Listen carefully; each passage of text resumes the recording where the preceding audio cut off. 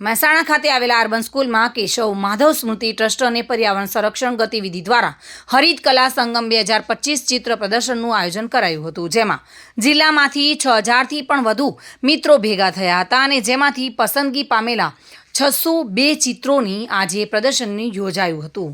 સમગ્ર કાર્યક્રમનો મુખ્ય હેતુ પર્યાવરણમાં ફેલાતા પ્રદૂષણને અટકાવવા અને જાગૃતિ ફેલાવવા માટે કરાયો હતો। આ સમગ્ર કાર્યક્રમમાં ધોરણ 6 થી લઈને ધોરણ 12 સુધીના તમામ વિદ્યાર્થીઓએ ભાગ લીધો હતો। ધોરણ 6 થી 8માં 5 વિદ્યાર્થીઓનું સિલેક્શન થયું હતું અને 9 થી 12 ધોરણ સુધીમાં 5 શ્રેષ્ઠ ચિત્ર સિલેક્શન થયું હતું। જોકે મોટી સંખ્યામાં વિદ્યાર્થીઓ ઉપસ્થિત રહ્યા હતા અને શિક્ષકોએ પણ સાથ સહકાર આપ્યો હતો। હરિત કલા સંગમ 2025 ચિત્ર પ્રદર્શની એમ કરીને આજનો પ્રોગ્રામનું આયોજન કરેલું છે।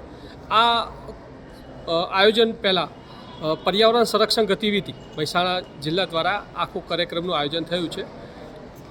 તારીખ 3 ફેબ્રુઆરીથી 8 ફેબ્રુઆરી દરમિયાન જિલ્લાની જુદી જુદી સ્કૂલોમાં લગભગ 75 સ્કૂલોમાં હરિત કલા સપ્તાહ કરીને એક કાર્યક્રમ યોજાયેલો હતો, જે સપ્તાહ અંતર્ગત જિલ્લાની જુદી જુદી શાળાઓમાં 30 મિનિટ પર્યાવરણનો વિષય મૂકવામાં આવ્યો હતો અને પછી 45થી 1 કલાક સુધીના ડ્યુરેશનમાં જો બાળકો દ્વારા ચિત્રોની સ્પર્ધા કરવામાં આવી હતી, જે અંતર્ગત પ્રબોધન માટે 10,000થી વધુ વિદ્યાર્થીઓ જોડાયા હતા અને ચિત્ર સ્પર્ધામાં 6,500થી વધુ વિદ્યાર્થીઓ જોડાયા હતા।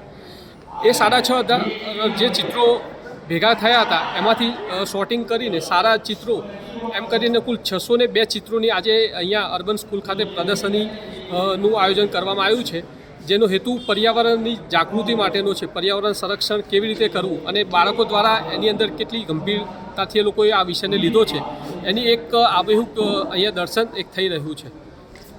કયા ધોરણથી સ્ટાર્ટ છે?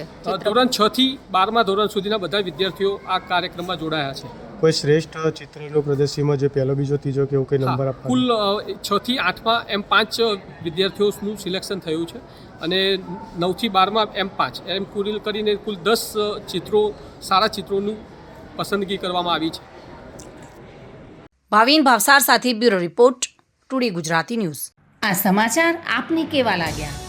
ટુડે ન્યૂઝને લાઈક, શેર અને સબસ્ક્રાઇબ કરો।